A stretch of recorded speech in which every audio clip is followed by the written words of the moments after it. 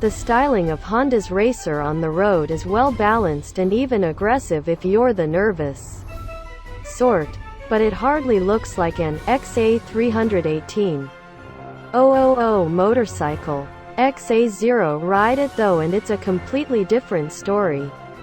The whole feel of the machine is of a racing bike, and a top-notch one at that. The riding position is undoubtedly track-orientated.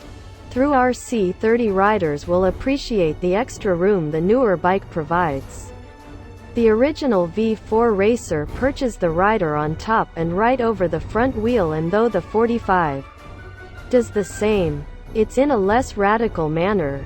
The RVF750, as Honda's race department want the road version of the RC45 called, is larger and broader than the tiny RC30. But this is deceptive. Move it around even at a standstill and the money spent on reducing the RVF's weight shows its influence. Despite being taller, the newer machine carries its weight lower, and feels altogether more wieldy. Fire it up and the relationship between 30 and 45 is obvious. Even if the RVF's motor is entirely new, Honda's V4 engines sing a distinctive flat baritone that racegoers the world over have grown to know and love over the years.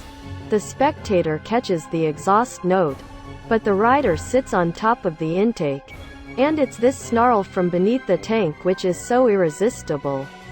As the RVF's revs build, which they do with real force from 4,000 revolutions per minute up to 12,500 revolutions per minute red line, with the limiter doing its job 100 revs later, the gulping 46mm injector bores hit a mid-range resonance which almost stirs the blood as much as a Ducati's lopsided beat.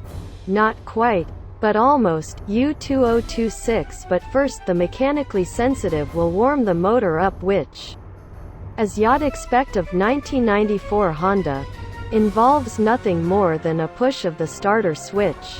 The choke knob mounted on the left fairing inner is actually nothing more than a fast idle lever, as the extra richness a cold motor demands is catered for by the programmed fuel injection system. PGM-5, lifted from Honda's technology showcase, the NR750. This is fed information from 7 sensors measuring critical parameters such as intake air, temperature, barometric pressures, PM and so on, and then supplies the right quantity of fuel ignited by a spark at the optimum moment.